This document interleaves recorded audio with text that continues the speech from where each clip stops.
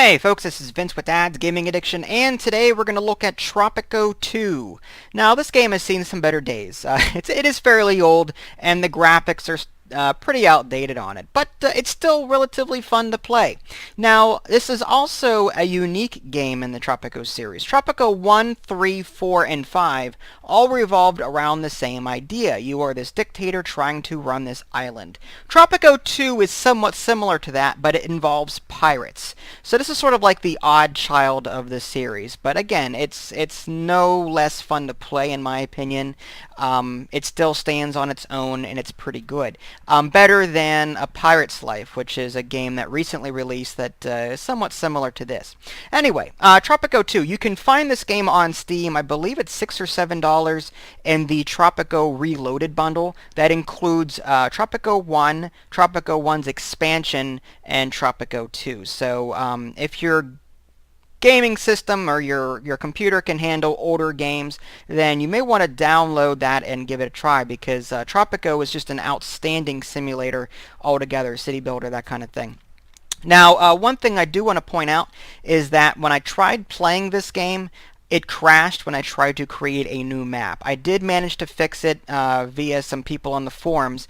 They had recommended that you find the Tropico 2 INI file by going into your Steam, and then Steam Apps, and then Common, and then finding Tropico 2 folder, and then in that main folder is an INI folder. If you open that with Notepad or WordPad, there is a line in there that says software device is equal to 0. You want to change that 0 to a 1, hit save, and then restart the game, and then that will eliminate that crash, hopefully.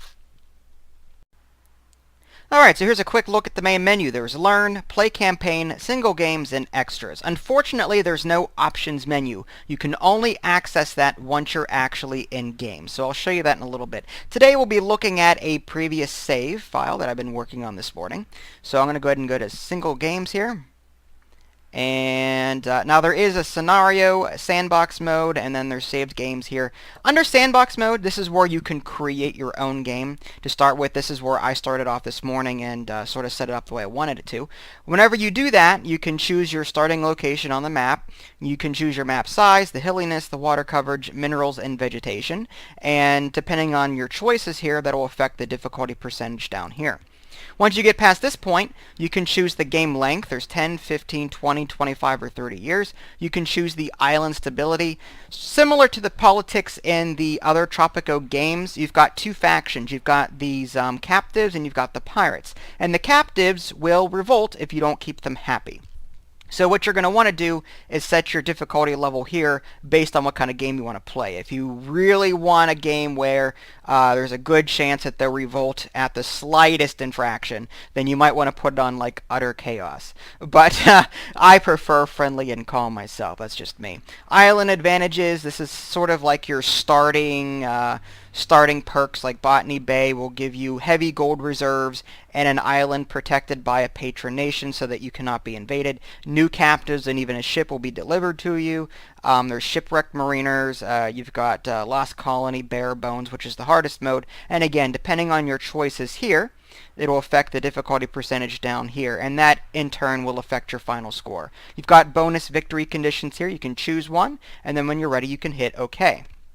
Here you can choose your pirate, and your pirates here have different abilities. If you hit edit though, you can sort of customize them a bit. For example, this Henry Morgan starts off with the Decayed Gentleman background, but you can choose something else if you want to, like Master Gunner. Then you click Next. Then you can choose different qualities like Charismatic or Inquisitor. So while these different pirates have default settings, you can go in and edit them if you want to. But instead of starting a new game, I'm going to go ahead and load my previous save so I can show you a little bit more content.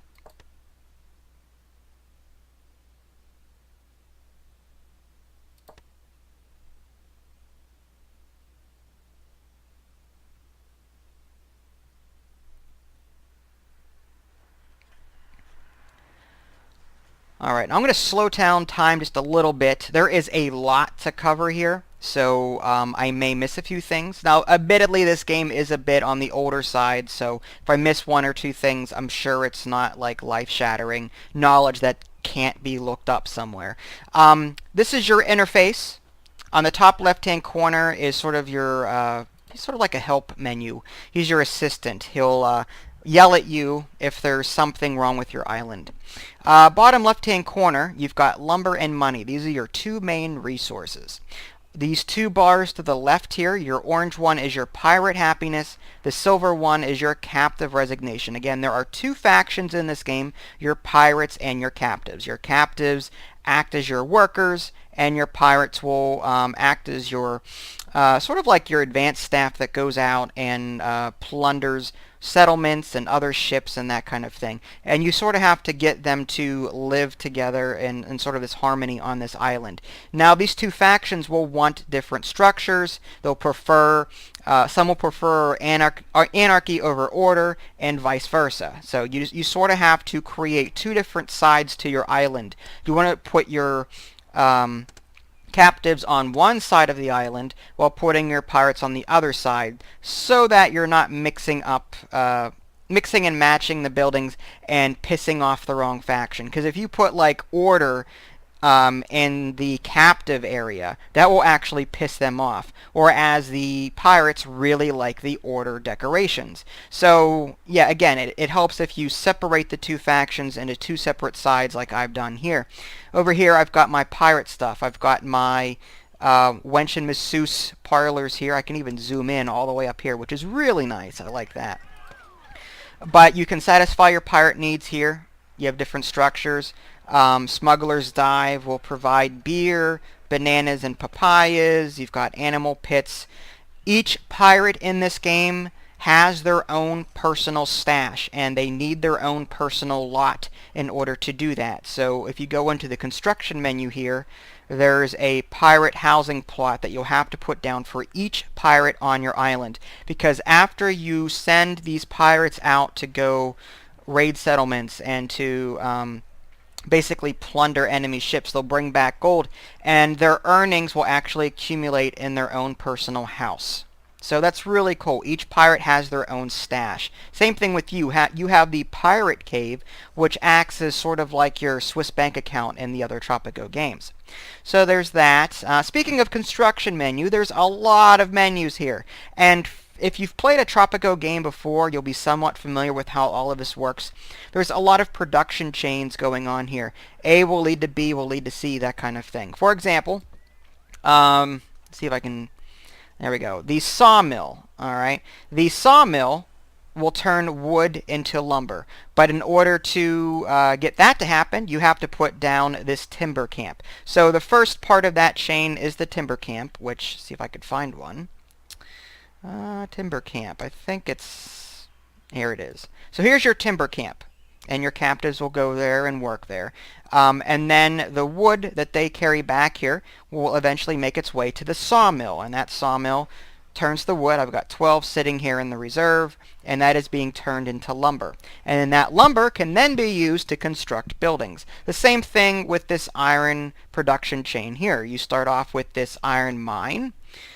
They mine at the iron deposit here, as this worker is doing, and then they bring that back here. That iron goes to a blast furnace to make pig iron, and that pig iron is used to make things like cutlasses or cannons, that kind of thing. So let me just quickly go through these different tabs so I can show you what's available. You can build roads. There's construction tents. There's chuck tents, which are where workers need to go in order to eat.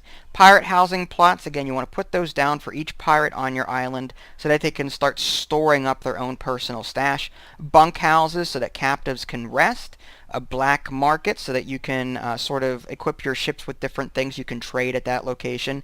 Pirate Cave, again, is sort of like your Swiss bank account. Smuggler's Cove, this sells surplus weapons, rum, beer, pastries, and cigars if traders are employed.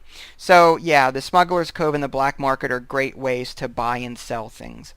Next button over, resources. You've got corn farm, sugarcane, tobacco farm, banana farm, and papaya farm. Now, one thing to note before I go any further. Some of these structures are locked from the get-go. You have to recruit these skilled workers in order to unlock that building so that it can be used, and only those skilled workers can go there. This is where the game can be a pain in the ass, honestly. This is my only complaint about the game. The only way to gain these skilled workers is to send your ship out on a recruit mission or capture mission and specify what skilled worker you want to capture, and then they'll bring it back. But you have to pay money to do that. And there are a lot of skilled professions out there. Sugarcane requires a skilled farmer. The tobacco farm requires a skilled farmer. That one is easy across the board. All your farms required a skilled farmer. But as you get further along these tabs here, the gunsmithy requires a gunsmith. The cannon foundry requires an engineer. The rum distillery requires a distiller. The bakery requires a skilled cook and a skilled farmer. The cigar factory requires a tobacconist. So you've got all of these different professions that are not on your island from the get-go, and you have to send your ship out each and every time you want to bring someone back in order to unlock some of these other structures. And that can get a little tedious in my opinion. I'm going to stress that, in my opinion. So yeah, breweries to make beer, sawmill, blast furnace. I'm getting back to reading off the things in these tabs. But yeah, smugglers dive for your pirates, animal pits, wench and masseuses, casinos, courtesans and spas. You've got inns. As far as your shipbuilding goes, you can put down sea ration factories so that your sailors have something to eat, or your pirates have something to eat when they're out and about. Dock, so that you can start... you need one for each ship, and then a boatyard or a shipyard to construct the smaller or bigger ships. Captive control, there's stockades, gallows, interrogation chambers, scary decor, hotels. On occasion you'll capture these wealthy captives, and then you can ransom them off for some money. Well, if you have a hotel, it'll satisfy their needs and increase the amount of money that you would get for ransoming them off. Orderly decor and scary decor. Education, swordsmanship, marksmanship, gunnery, navigation, and seamanship. That's to make your pirates better. Watchtowers are a cheap way to help prevent captives from escaping. There's forts, observatories, a lot of stuff. I'm running out of voice. Carpenter's, hat shop, parrot, aviary. You can scuttle ships, you can bulldoze buildings, so on and so forth. The next button down is Edicts, and if you've played Tropico before, you'll be familiar with this. Basically, these are various policies that you can enable in order to, usually at cost, in order to activate some type of special ability. Like you can activate this press gang ability to turn an unskilled captive into a pirate. So if you're short on pirates, you can turn captives into pirates if you want to. You can kidnap craftsmen. That's what I was talking about earlier, about going out and capturing those skilled workers. You can assassinate pirate festivals. You can rig gambling against, loose lips, betray pirates, donate money to crew. You can hold random executions, pirate guard patrols. There are 3 factions in this game, and let me click on this so I can show you. The strategic and island map. Basically, the way this works is you've got this home base, okay? This is where this skull and crossbones is. And basically, you'll discover 3 factions. There's England, there's Spain, and there's France. And they don't know where you are in the beginning, at least in most cases they don't. But as you go out and plunder ships of their nationality, they'll start to get more and more pissed at you. So you don't want to piss off a faction to the point where they're going to come looking for you and possibly invade your island. So there's that. What else was I talking about? Okay, edicts, I explained that. Overlay options, again, like Tropico, you can check your corn fertility, sugar fertility, that kind of thing. Yes, this is sort of like a map menu overlay options. Over here on the right hand side I showed you the strategic and island map overlay. The island log acts as your book in Tropico. It manages everything. There's so many links in here. Resting. It's just, there's a lot. So I'm not going to go over all of this, but it's like an encyclopedia. Okay, if you're looking for something like, okay, what is my pirate happiness, or what about this particular pirate, or you know, how does my island doing here? You can go to that book, find the appropriate menu, and see what the deal is. Okay, like here's all my resigned working captives, pacified, restless, and defiant. Here I can see the demographics. So yeah, a lot of stuff. Then your game options. Here's where you can actually change the settings. You can't do that on the main menu. Overview, you can autosave if you want to. Scroll speed, tutorial on, leave Smithy around, which is the help guy up there. Graphics, full screen, setup videos, grid lines, ocean animations, 3D mode, hardware, software, toggles, screen resolution down there. Level of detail, you can change these sliders, people, buildings, trees, ships, sound volumes. I have the music turned off for the sake of the commentary and to prevent copyright issues. But I have to say the music is fantastic in this game. It's very pirate themed. It's like Pirates of the Caribbean all over again. Notifications, plunder during piracy, hats made at the hat shop. Basically, these things will pop up from time to time, and you can turn them off if you want to. So let's go ahead and get to some gameplay real quick, and then we'll call it quits. I'm going to go ahead and put it on fast here.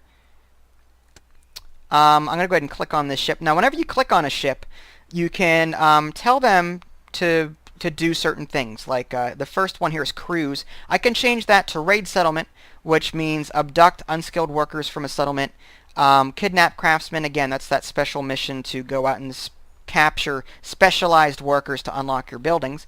Exploration explores an area, avoiding contact with other vessels. Cruise an area seeking to attack and plunder other vessels. Foster war, patrol using false colors to incite international conflict. And then once you choose like a mission, you can do boredom, harass them, or pound them. Harass them is safe for pirates but kills nearly all potential captives and recruits, whereas boredom is risky but obtains the most captives and recruits. And then you've got your plunder level. Whenever you go out and plunder and get gold and you bring it back, you can decide how much money to give to your crew. And if you put it on miserly, for example, that will mean that your crew will get barely anything and you'll get a lot of it. Whereas if you put it on big spender, your crew keeps most of the plunder, whereas you get very little. Okay, so I'm going to go ahead and send this guy out. Just put on selfish, and then click this sail button. You can quickly see at a glance if you have everything you need. 5 out of 5 rations, 4 out of 4 cutlasses, 4 out of 4 cannons, and 4 out of 4 muskets. And again, you can craft all those things here, assuming you have the appropriate buildings. Alright, so you click the button, they'll get themselves ready, and then they'll ship off. There's no combat in this game that you can control. You send them out, they do their thing off camera, and then they come back, and then they tell you what happened. Sometimes you'll even lose your ship, depending on the situation. Alright, so how are we doing? Well, I think we're doing alright. Got plenty of lumber. What don't we have yet that we could use? For the record, you can only have one captain per ship. You start with one captain based on what you've chosen during setup, but you can hire more. So you can have more than one ship going out, coming back, that kind of thing. And supposedly, if you send them off at the same time, they'll link together and do better. But I can't confirm that. I'm sure it's on a wiki somewhere. Graveyard. Here be Davy Jones' locker. Yeah, you can construct a graveyard in this game, and any dead pirates may come back to life as skeletons. I think you can pay money to do that. I'm not sure how that works. It's been years since I've played this game, but yeah, you can get skeletons, and the nice thing is they don't eat. I don't think like. Some of their needs you don't need to fulfill anymore because they're dead, obviously. Smuggler's Cove. This sells surplus weapons, rum, beer, pastries, and cigars. Let me see if we have a trader. I could have sworn we did. If we look at our stockade, yes. We have a skilled trader somehow.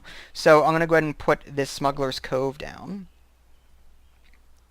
I think this needs to be put... Yeah. Can it be put... I think it has to be put near the water. I don't know if it has to be put...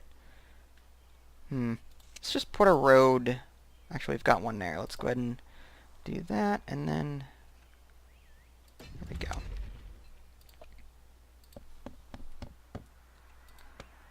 And when it's yellow like that, that simply means that it's waiting to be built, and people at the construction tents will go out and start constructing it.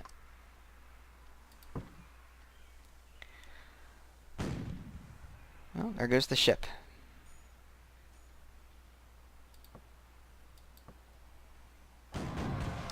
Your ships in the Bahamas have seized plunder. All right, I'm going to turn that notification off. And they're coming back already. That was quick.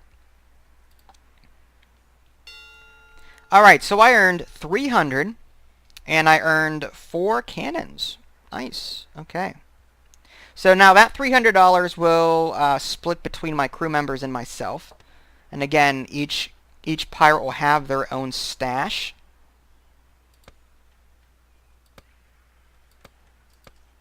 If I click on my pirate cove, you'll see I have $66 now. I don't remember what I had before. It was like 50 or 40 something. But yeah, each pirate will have their own money, and then they can spend that money at these various structures so that they can satisfy their needs. Animal pits, smuggler's dive. These are like the crappy buildings that you can build from the get-go, but then you can go into something bigger like, let's see if I can find casinos and courtesans and spas, inns, brothels, taverns. These are like the more advanced versions of those buildings. But the nice thing is that you can, whenever you click on a building, you can actually customize it a bit. You can sort of say, hey, I only want pirates of this particular rank going there. So ranks 1 to 3, 2 to 4, 3 to 5. So if your captain is rank 5 and the rest of your crew is 1, I'm just an example, mind you, then only your captain can go there. Bargain prices, you can charge bargain prices, middling prices, or gouge them. There has been a shipwreck off your coast, and you take the survivors captive. You gain 4 working captives. Great. Okay.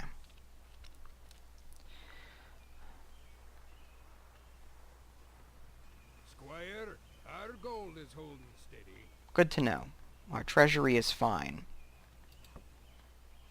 So in order to make money in this game, the main way to do it is to build that smuggler's cove, like you saw there. Yeah, there we go, and to basically export things that you don't need. The downside to doing this is that these other nations will discover your location. So you can take the risk of revealing yourself to these 3 factions for the benefit of selling your your surplus goods for money. The other way to get money is just to simply go out and plunder. In fact, I'll do that again now. They'll go out in a minute there and hopefully make me some more money. And you will need money because in order to get those craftsmen to your island, you have to go on those kidnapping missions, and those cost money, if memory serves.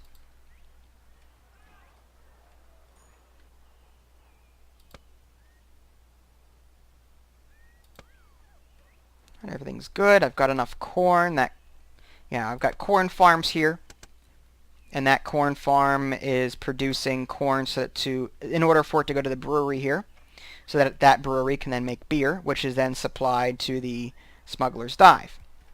Corn also goes to this sea rations factory so that I can produce food for my pirates at sea. And then that in turn is brought to the dock. And you can see sea rations down here, 22. My cutlasses that I'm making are also going down there. Eventually I'm going to need to actually get some more craftsmen because I don't have a lot of buildings unlocked right now, at least the ones that I want.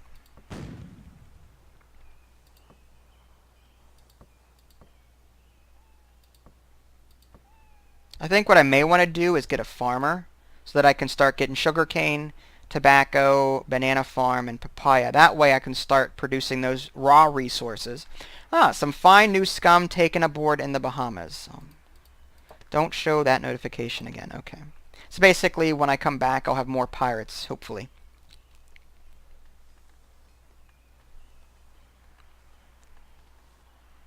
Happiness, how are we at? 65%. Doing pretty well there. And you can see their different needs here and the different colors showing you what is in need. Like right now, green, this companionship here was pretty bad. It was below 50. I added some more wench houses and that green line went up. Although you can click on these individual pirates if you want to, and then they've got their own, like the Sims, they've got their own need bars, like grub, sleep, bedding, grog, wenches, and hoard. There's a lot in this game. I'll just come out and say that right now. So again, I'm not going to get to everything. You can even see their thoughts if you want to. You can see their current skills, this particular pirate. A lot of navigation skill, less so in seamanship. But that's what those other buildings were for. These gunneries and the marksmanship. You can construct these buildings here to train your pirates if you want to, though they tend to be a little expensive. Alright, so I earned myself a captive, a wealthy captive no less. I can ransom them off later for money, and I earned 900 money there, and I gained a recruit, a new pirate. Awesome. Aye, matey. I'd just like to say that the lads and I are a right proud to serve you. Alright, so I think this is all I'm going to cover today. If you guys want to see more gameplay video, let me know. If you haven't already, subscribe to my YouTube channel and check out my official website, www.dadsgamingaddiction.com. This is Vince, thanks for watching, and I'll catch you next time.